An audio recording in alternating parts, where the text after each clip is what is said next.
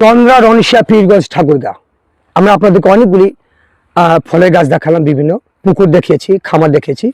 তবে বিশেষ করে এখানে যারা কাস্টমার রয়েছে, দৈনন্দিন যে সমস্ত কাস্টমার এইচকে অনুজীব সার ব্যবহার করছেন, আমরা একটু তাদের সাথে কথা বলতে চাই। আসসালামু আলাইকুম। ওয়ালাইকুম আসসালাম। আসসালামু আলাইকুম। ওয়ালাইকুম সালাম। চন্দ্রা রনিশা পীরগঞ্জ ঠাকুরগাঁ এইচকে অনুজীব সার নিজস্ব উদ্ভাবন করে সার বিক্রয় করছেন, ইতিমধ্যে সারা ফেলে দিয়েছেন সারা বাংলাদেশে। আপনি একজন কাস্টমার, অবশ্যই এইচকে অনুজীব সার আপনি ব্যবহার করেছেন।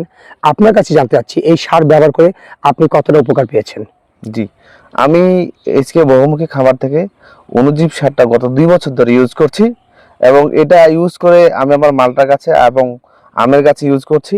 আমি খুবই ভালো ফল পেয়েছি, দেখেছি ফুল ফল বেড়ে গেছে এবং গাছে রোগ জীবাণু কমে গেছে। তো আমি সবাইকে অনুরোধ করছি আপনারাও এই জিনিসটা ব্যবহার করে দেখতে পারেন। এবং বিশেষ করে আপনি যে সারগুলো ব্যবহার করছিলেন, হ্যাঁ, করার পরে আপনার কাছে কি মনে হচ্ছে সম্পূর্ণ উপযোগী?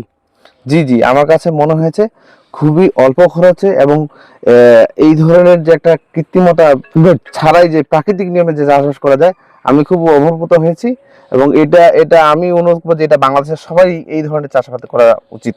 অবশ্যই আপনি এইচকে অনুজীব সারের যারা দায়িত্ব দিয়েছেন তাদেরকে অবশ্যই ধন্যবাদ জানাচ্ছেন। জি জি, আমি অবশ্যই ধন্যবাদ জানাচ্ছি, বিশেষ করে আজহারুল ইসলাম চৌধুরীকে জানাচ্ছি। ওনার মতো এটা মহতি উদ্যোগ নিয়েছে যে এই উদ্যোগের মাধ্যমে আমরা আমাদের যে বিষমুক্ত খাদ্য বা ন্যাচারাল ভালো থাকার জন্য যেসব আছে, এতে আমরা অনুপ্রাণিত হয়ে আমরা এটা চাষাবাদে সবাই আসতে পারি।